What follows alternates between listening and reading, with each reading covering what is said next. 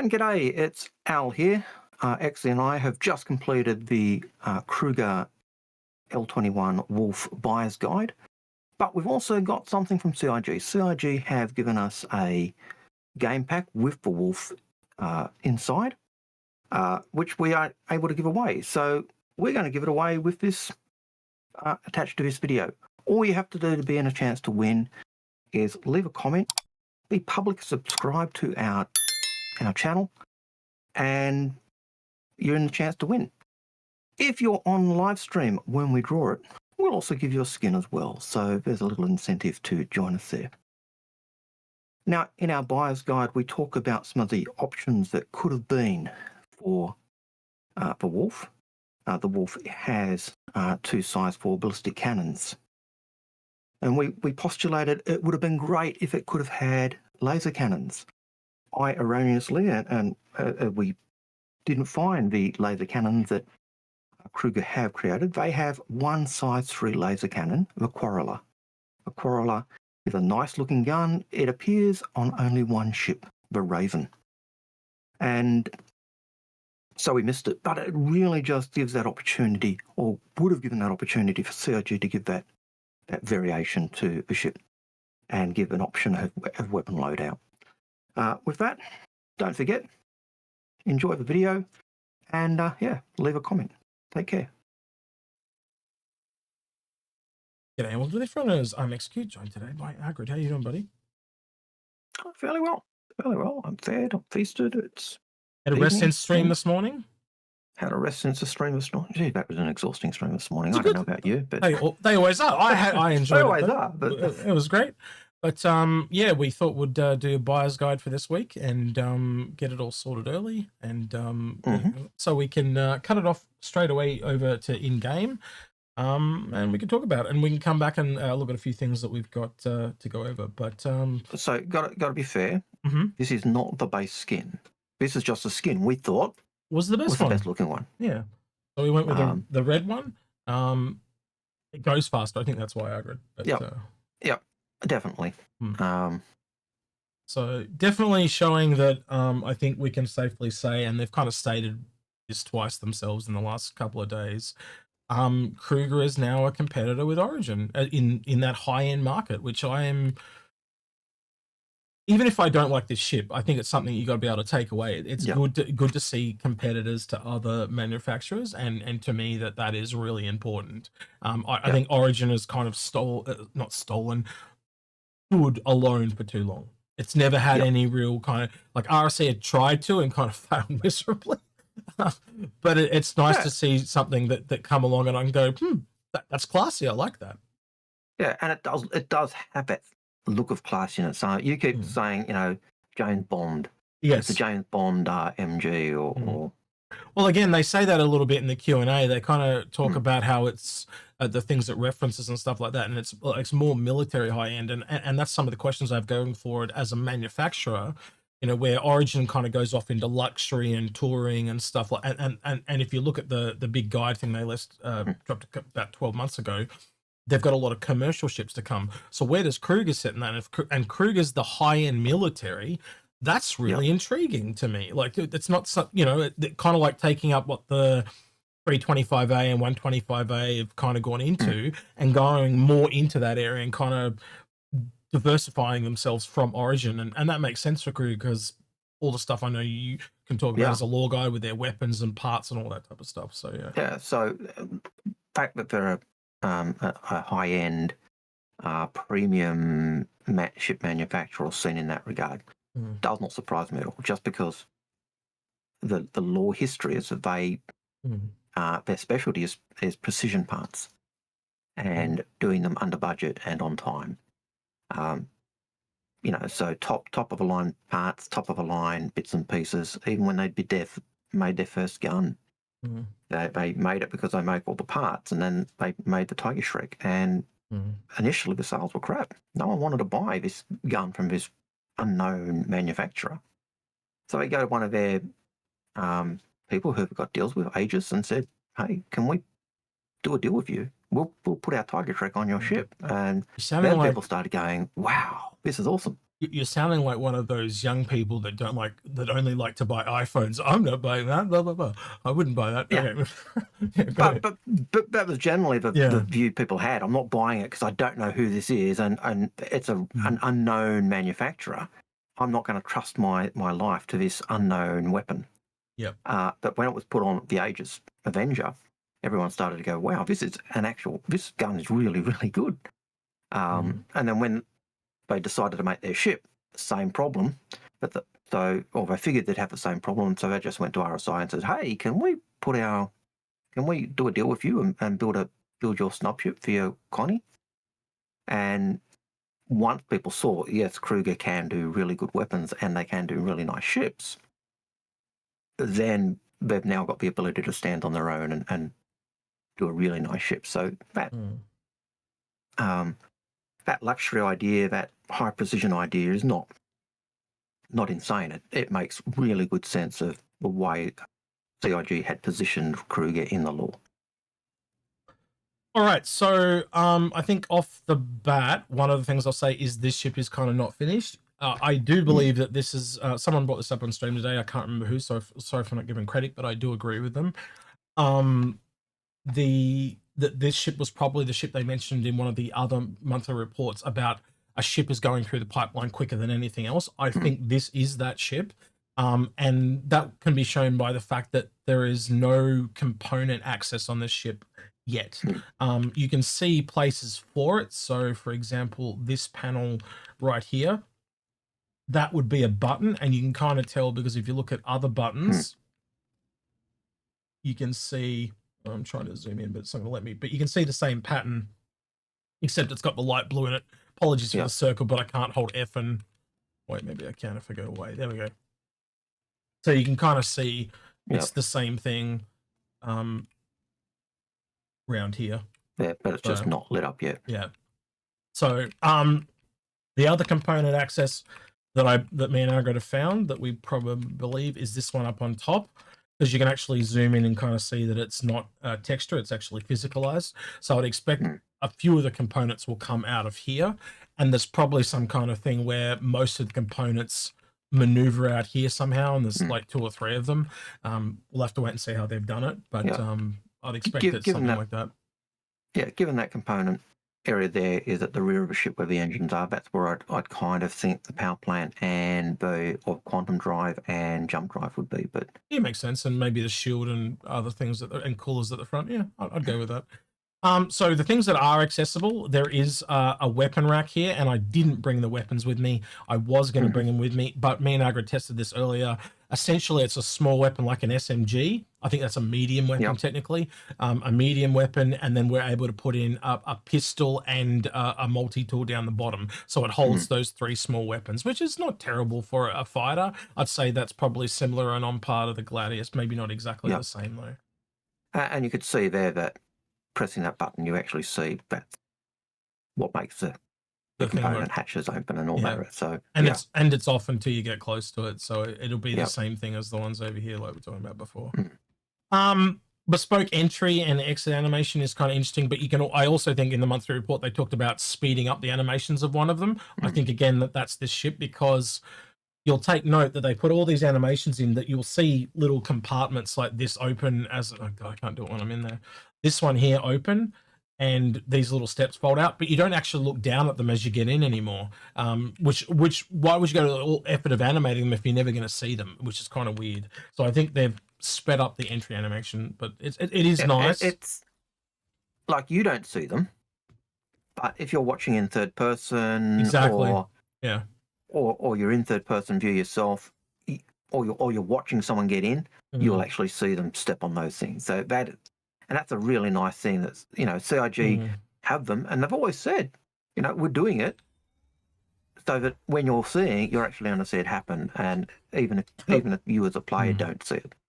Now, there's a bug in the PTU that me and Algared just experienced where if I go into third person, it crashed the entire game. So I'm going to get out, fly into space before I go into third person, just because I don't want it to crash in the middle of doing this buyer's guide. So, of course, it would suck. Yeah, to have to do this all again. So we're just going to fly a fair distance away and do it as quickly as we can. In fact, I'll probably just warp to an OEM or something like that. And you're seeing there one of the problems of this ship. It is a fast zippy ship, and you actually do black out quite a lot. Yeah, it kind of can't handle its own inertia, can it? So, yeah. And I'm also wearing a racing suit. If I don't know if you guys noticed that, but I will confirm that I'm wearing one. But yeah, it just it's kind of strange that even with a racing suit that's designed to dampen those movements, it's still quite bad.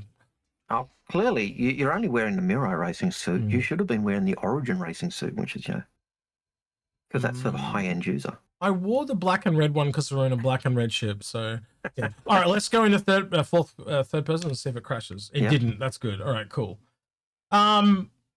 The what do we call it? The vectoral fin is what we've agreed to call it. The rudder, the keel, whatever you want to call it, but that thing down the bottom.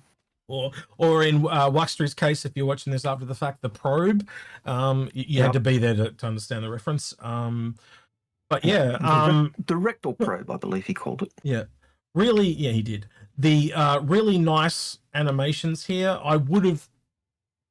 Let's get on to the geography of this ship, right? Main problem with this ship is all the weapons are bespoke. So the missiles are bespoke. The weapon is bespoke. Yes, it does have this really nice animation, but I don't think that completely makes up for it, because to be honest, with a little bit of work, you could have made that do the same animation for every gun in the game. You take the longest gun, the tallest gun, the widest gun. There's your metrics that every gun fits inside.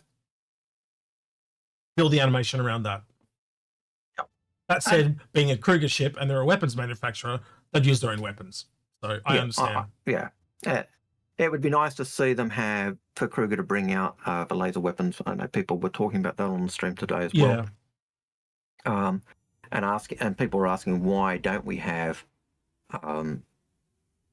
laser weapons on this? And that's simply at the moment because Kruger only do ballistic Gatlings, the Tiger Shrike. So it's a nice weapon, and you can see that James Bondy type influence with those hidden weapons in your luxury car. Or luxury spaceship in this case. I didn't actually mean to warp then when I did that. What's happened? You'll also notice it doesn't go brrr, it kind of growls, doesn't it? Yeah, it's I was saying that before. If I was a marketing person, I wouldn't mark it as in it goes burr. I'd mark it as it gurs. Because of the wolf thing. But yeah, I'm not sold on the fin. One of the interesting things that they did talk about in the Q&A, it is I have to give some good credit. It is one of the better Q&As they've ever done. Let me bring it over to the Q&A. Is to actually talk about the fin specifically. Will the fin affect the ship's aerodynamics? Can it be toggled using VTOL keybind?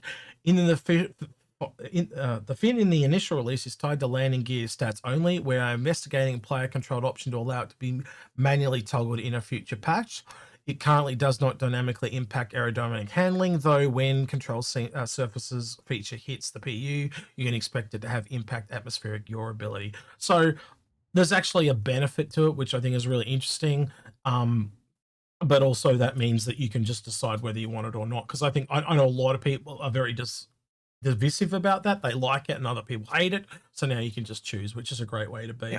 But clearly they've made design changes to this ship because it does look a lot like a Naboo ship. And you can see it in other things that not just the fin. So if you actually look at the hexagonal shape of the engines, I think that's deliberately been done because if they were spherical, it would look like a Naboo ship.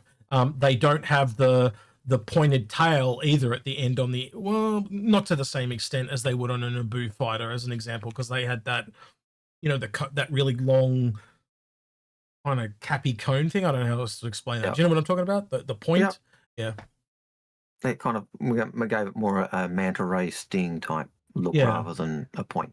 I don't think it needed the fin to say it's not Naboo. I do think it is different enough already with the other changes they've made. There's another one here it talks about in the QA that I can actually just show off in game. If you just simply go in here where the weapons are and click the weapon button, it will actually detract the gun. So you can just fly around normally. And they also do talk about in the Q&A about another variant. So they talk about Kruger previously created a racing variant of the Merlin and the Archimedes. Are there any plans to develop a similar focus racing variant of the Wolf? Currently, there are no plans to develop a racing variant. However, we would love to do ones that feels like it is well within Kruger's brand identity, but we have to see what happens in the future. Again, taking that now back to the guns packed away, you can quickly see how a racing variant would work. You essentially strip off the guns, and probably where the guns are, you add more engines. That's what I would do. I don't know if you think the same. Yeah. Well, one of the things I was looking at in terms of the stats is this currently comes with fixed maneuvering thrusters. Mm-hmm. So the second you start knocking out those thrusters, you're going to have maneuvering problems. Now, this ship already struggles, but probably one of the bigger issues this ship has is that struggle when it's maneuvering and twisting. It feels stiff, or it slides. It does. It does the stand and slide. Also, I could probably show that a little bit actually. It just I'm only going at standard SEM speed, but if I boost it and don't hold the, how am I going to do this without holding the camera? But can't boost, and there we go. You can see what I mean by Algared says when Algared says it's stiff, and I do agree with him. It's kind of stiff. Maybe that's the difference in Algared. The racing variant doesn't get extra engines; it just gets gimbaled thrusters or something. Gimbaled thrusters, or even more powerful thrusters. So I could see, possibly taking those guns off and putting more thrusters on to aid in that turning speed, because that probably is the downside of a ship in terms of turning quickly. It really feels like it struggles. Yellow trails there as well, which is a rarity as well. There's not a lot of ships in the game with yellow trails. Mainly they're blue or orange, whatever you want to call it. The only other weird thing here is, and it's just I don't know, you tell me, Algared, I find this a little weird. There's 2 engines on each side, but only 1 trail. They wouldn't combine like that, not so close to the ship anyway. They'd trail out at least 100 meters before they started to merge. But again, they don't merge in space anyway. They're just straight. So again, I think it's maybe a choice from instead of having 5, they just have 3 because of memory issues. If they have to draw 5, it's more resources. So but then as I was going to say, it's also nice just to see the 3 trails there as well to differentiate those 3 main engines. Even though, as you did point out, this ship has 5 main thrusters. So one of the other things Algared and I were looking at was the naming convention of this ship and others. So this is little things Algared knows because he's a history buff. So I'm not going to take any credit here. This is all Algared's doing. It's not going to go horribly wrong, so it's all good. So yeah, tell people about this one, Algared. This is the German fighter thing. Yeah, this is probably the best German fighter of World War II, the Focke-Wulf 190. Developed around the same time as the ME 109. Pilots really liked this because, in terms of German fighters, it had better protection for the pilot. It was faster. It could outdive or outperform a Spitfire. When it first was introduced, it was so good. The British actually rushed for Typhoon into development to get it out. But one of the only complaint that pilots made about this ship of this plane was that when you were in the cockpit, you couldn't actually see the runway when you're taxiing because the nose was so high. And when you look at the Wolf when it's landed, same thing. The very first thing I thought of was the Focke-Wulf 190. Now that fits with Kruger because the Merlin is named after the Spitfire's engine, which was the Merlin engine. And it's also the P-52, which is also named after the Mustang Allied fighter of World War II as well. So, and they even do say things to back Algared up here in the Q&A. Let me just find that. So right up on the first panel up here, they literally where was it? One of these ones here. Give me a second. Yeah, here we go. So they talk about what unique design elements and features do the team want to highlight on our most newest ship. And the last one here is mixed, clean, flowing lines with a very aggressive cockpit location, intimidating weapons, and a landing stance that echoes historic single-seater warplanes, which is exactly what we'd already thought before we saw it, and so then we went and looked at some more things. What's this other one here, Algared? Well, that's a Spitfire. Yep. So, but you'll notice the green and brown skin on the Spitfire, which is strangely one of the skins that are available for. It's probably this one. Yeah, there you go. Silver, Yep. Sylvian camo. It seems very much like a Spitfire skin there. Yeah, so very much paying homage. Even got the little red bits on it as well, with the red on the back. So yeah. So it does pay homage to those World War II fighters, and they were already doing that with the Merlin. Like that's one of the things they said about the Merlin early on. It was taking its name and engine, its name, the Merlin, from the Spitfire engine, the P-52. So it's really heavily leaning into that. Yeah. And they've just continued it with this. Yeah. Why Archimedes? That's an aberration to that naming convention, but yeah. So you probably, if you've watched Inforunners for any length of time, you know what we're going to say here. It is basically a fighter. For most people, we would be recommending to earn this in game. If you are a fan of this ship, it speaks to you. Do you. We're not going to try to stop you. We never do. We only ever recommend things. But to me, it's an earning game, but I really like the look of this ship. I really like the future of Kruger. That's my takeaway from this. I think you would agree with me on that, Algared, but I know, Algared, being you are very tempted by Kruger. I am very tempted on this. Yeah. I'm very tempted on this ship to break my moratorium. It's UCIG. He hasn't bought a ship in a really long time. He's been a very good boy. I followed Sandy's advice. Finally. Yeah. Only took going to CitizenCon to do that. But maybe you can just upgrade something else you've got into it. That might be I'm considering that as well. Yeah. So I'm looking at that and the only so for Algared's benefit, the only thing he's going to lose. Let's just go down here and let's talk about this because I haven't gone into price or anything yet. So let's do that real quickly. So yeah, if you look at the price here, you're looking at $90 war bond. The final price being $100. And again, if you bought it cash, Algared, all you're essentially giving up is that there is a skin there that I'll have to open it. Give me a second. In the pack here, but you obviously get the concierge one because you're concierge. But it's this skin here that is. I haven't done this for a long time, but this is exclusive to the to if you pay cash basically. And I don't think it's anything really to write home about. I think it's very similar to the concierge one. In fact, I think the concierge one is better. But I don't know. Does that speak to you, Algared? No, I'd probably be getting the War Bond concierge pack rather than just the standard War Bond pack.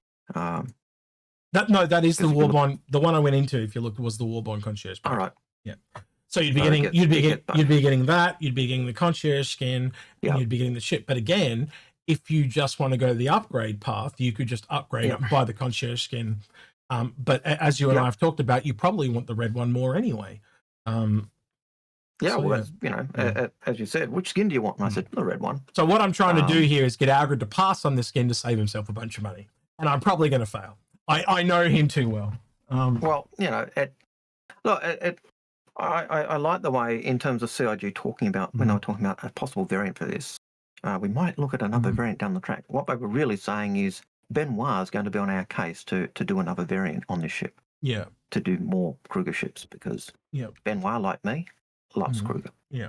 But honestly, this ship fell exactly where I predicted it was going to fall. I was like, like in the last 24 hours, I was literally saying like $100, and that's exactly where it landed. I just basically took the Gladius and added $10 because of the luxury tax, essentially. Yeah. Now, and that price, it's in that light fighter range. But when you look at Gladius at 90, and you then look at what the Gladius has in terms of the ability to swap weapons and change missile racks, and that it really makes you go, is it really that much better? Is it $10 more? And the other thing is, if you actually fire the guns on this thing, it is actually, I got to turn the weapons back on because I turned them off. Hang on. But they actually are quite fun to shoot, and I've gone around and looked at a bunch of PvS peers playing with this ship and basically they all say the guns are up to par for it to work because it is kind of more of a glass cannon. And I would say from my time with it and listening to other people talk about it, it's kind of like more like an upgunned arrow more than a gladius.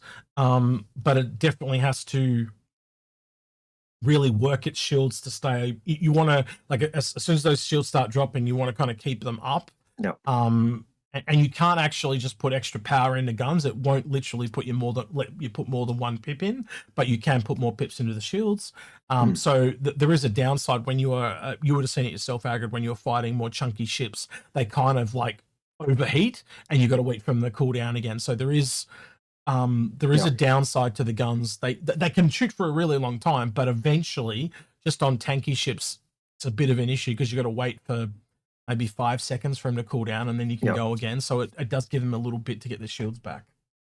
But on the other side, it's got so much. It's got 4,000 ammo in each of those guns. Yeah, that's a lot. We did the first Gillies mission, which was a cutter, a Pisces, and a prospector, and we still had half our ammo left. So that's after 3 ships. So 4 ballistics, I think it's pretty good. Yep. That's not holding back either. That was just like wearing bullets everywhere. Yeah. And picking up that idea that this is an upgunned arrow, that makes sense as well. And when you did the second Gilly mission where you had the arrow and the what was the second one? Arrow and the arrow and the Mustang, where they fight back. They popped really, really quickly. Yeah, because they're a lot less tanky, aren't they? So yeah, they did pop very quick. Now, from memory, the arrow only has 1 shield. At one time, it used to have 2, and it got reduced to 1. I believe so. Yeah, and this has 2. Yeah, so 2 size 1 shields. So it might be a glass cannon, but it's actually got some shielding. I would imagine that where this falls down is it doesn't have armor, or as much armor. Well, again, with all the speed, emptiness above the engines and the bare wires and stuff, I totally agree with it. And again, it rolls into that glass cannon that they talk about, and they do talk about that in the Q&A. If you want some, again, I'll give credit where credit due. Most Q&As I think are a bit of a joke or just more marketing spin.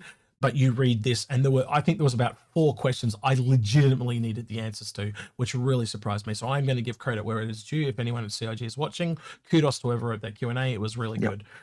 Way better than the usual. Does this fit in it? Type of crap that I don't care about.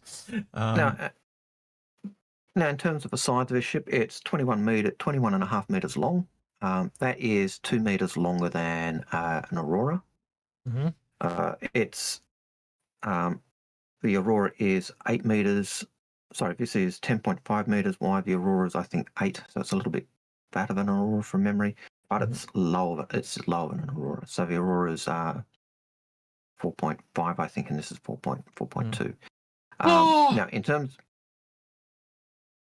Did you just smash into the planet? Yeah, I was just like, I'll just let it cruise and it'll be fine. I didn't even know it was moving. We just flew straight into the planet. Anyway, we're dead. Anyway, well, that's it for the review. We're done. No. Yes, it is a glass cannon. It cannot ram a planet and survive. I thought it had ages to go. That was just like so quick. Well, it shows you how quick the ship is, doesn't it? It went from full atmo to planet in less than a minute. It's achieved. It was very quick. Yeah. So that, and I think that speed really does give credence to the idea that a racing variant will come along. But in terms of the size of the ship, I don't think. No, I've heard people say, or people before the stream had been saying, yes, it fits in a Carrack. I was questioning it. I didn't think it would, just because an Aurora just fits, and that extra length to me just said it won't fit. In the day's stream, people were saying no, it doesn't fit. Doesn't even fit crookedly. Yeah. I haven't had a chance to check that, but I expect that to be true. But it will fit in any ships where having that low ceiling is good. So Hercules will fit. Pioneer, not Pioneer. Attack, or maybe not Attack because that's made for the Mirai. It'd probably fit in the back though, as in the back cargo area of the TAC. But yeah, possibly. Hercules, It'll certainly fit Ironclad, in the Polaris, any of those ships. yeah. Polaris, Idris, any of those. Standard S2 pad size, basically. Yep. But it is a very, very nice little ship. Yeah, I think that's the takeaway for me. Anyone that, even if you're not interested in this ship, I think everyone can be in agreement. It is really good to have another manufacturer that's in that high-end area, and going off in a different direction from Origin, I think is really cool. I'd like to see what else that means. Like, do they also still do exploration, or are they completely all military and that whole James Bond aesthetic? There's little stories we'll see going in the future. Yep. So there's obviously some cross-pollination with Origin, but the difference is they just don't do exploring. You know, they do combat and racing, so they share the racing thing and the high design. Yep. But then they split. And that makes sense to me, I think. You don't want them all being exactly the same. So that's why No, you don't want. Although you did say one of the things you'd love them to do for Kruger is a solar sail touring ship. Yeah, well, again, I guess, yeah, I think they're the brand that I'd get them to do it. Like, so, because I was referencing the episode from Deep Space Nine with Cisco and his son, where they go out in that giant soul, you know, and just a mode in the ship. So it can still do jump drive, it can still do all the regular kind of touring ship things, but what if it just has a mode where it turns on this solar sail and it only goes at about maybe a quarter to a tenth of the speed of a normal jump drive, but you just elegantly like fly through and really take your time traveling from one place to another or something like that. That could just be really kind of cool it would stop me from landing into planets so quickly. Indeed. Now, unfortunately, you tried to nosedive onto a planet rather than land, and that meant you didn't get to see that lovely landing sequence of those of that suspension on that landing gear. But that's another nice thing about this ship. Yeah, the landing gear under the engines is very nice with the dual little suspension there. Unfortunately, I can't show it because I died and I'm back in Hurston. Yeah. Well, you can kind of see it in the photo though. Actually, I just realized. So yeah. Yep. Yeah. And they compress as well, so it's not just that there's a nice compression with them. Yeah. So there's some little bugs with it in the PTU at the moment and stuff, but obviously they're gonna. That's why it's up technically a pre-order. They're saying at the moment. Again, I think it's got to do with they knew how to get this out, because if you look at the other ships coming with CitizenCon around the corner, it had to come out at this place, because I think that the other ships that are coming are all pre-planned, and they needed this one for here, and I think that's why it's been pushed out a little early. Like they've basically gone, well, we don't need components because they're not going to use them in game right now, so they've just not worried about that. That's why it's gone through the pipeline so quickly. They've trimmed it just to get it out in time, and that doesn't hurt because they can come back and do it later. Yeah, and the fact that it's a fighter, you're not using components in the fighting, and won't affect engineering. Yeah, it doesn't affect engineering. Doesn't the physicalized components don't matter. Yeah. Until later, and again, they're going to do that with all the fighters anyway that haven't had it done. So take any of the older ones. Look at the Hornets, for example; they don't have them either, so they know they've got to come back and do all those. So this is just another one to add to the list. But yeah, what's your kind of overall takeaway, Algared, on this one? I know you've got to put a bit of your own bias aside, but look, I really like it. I'm tempted to buy it, but as we always say, it's a fighter. Now, at that price, I think for a light fighter, it's a bit pricey, but it is also LTI and an upgrade token if you're looking to go bigger. So it's not a bad purchase if you're looking at in that regard. And or something nice before you turn it into something bigger either. That's another way to look at it. I can tell you right now, if this had been, let me try and think of an example. If this had been like a basic starter, so imagine a cutter by Kruger, Algared and I wouldn't even have any hesitation recommending this. It's a big buy. Yeah, really well. It's just the fact that it's a fighter, and they're always kind of overpriced for what they are. So yeah, I would eventually hope that, again, look at Anvil. You've got the Arrow and you've got the Pisces. They're basically military every single time. So again, we don't have the only two differentiations we've essentially got for Kruger right now is combat and racing. So do we get another you know, you got the Merlin. There's no starter ship. There's no starter or advanced starter from Kruger, so there's still room there for something else. But is that a racing ship? Is that another combat ship, or is it something that we just haven't seen from Kruger before? They're the type of questions I have, and I'm interested in that. This is a very elegant ship, and I'm just really excited to see where Kruger goes from here. And we do need to see a bit more of them because obviously Castra's coming along, and that's where they're from. So again, the Crusader showroom started out with 3 ships, and we've now technically got 3 ships from Kruger. 3, yeah. But it would be nice to see at least another one before Castra comes along. Yeah, So, yeah. And it'd be nice to see a starter ship or even a medium ship with an interior. Yeah. So a Kruger equivalent of a Cutlass, or what Kruger equivalent of a Pisces, as you said, Janet. And you could take any manufacturer. They're 2 very distinct styles on the outside and the inside. So the other part that Algared's alluding to is what is their interior styling? Are they like James Bond's? Are they like Aston Martins, where they're kind of like silver and shiny outside, and then, you know, the elegant decor on the inside? Or are they completely like really funky or something? Who knows? You know. So again, you could probably look around the cockpit a little bit and see that they're very much are like aesthetics. So I think. That's where they'll be leaning into. Yeah. All So right, that'd be nice to see. But and I think, you know, that having one of the reasons I like ships with interiors is that's Star Citizen's bread and butter. You know, the fact that you're not just your ship. You are able to move around in your ship. But when you're in a fighter, a single cockpit fighter, you can't really see that. You can't really show that off. So yeah. All right, what would you like to hear from people in the comments below?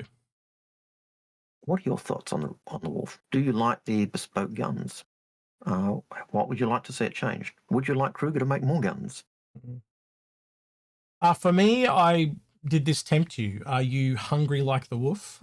Did you pick one up? Did you hold off? Did you can see that it's just another fighter? They're the type of things I would like to know. And I've probably carried on a little bit about it as a manufacturer, but I hope I showed why. Do you see why it's important to get new manufacturers in the game, and what they mean is the question I would ask. So yeah. All right, with that, good questions. Yeah, with that then, don't forget to like, subscribe, ring that notification bell, and thank you to everyone that went the extra mile on at Patreon at the end of the video. With that then, he has been Algared. He's been Execute, and we're out of here. Take care. See you, citizens.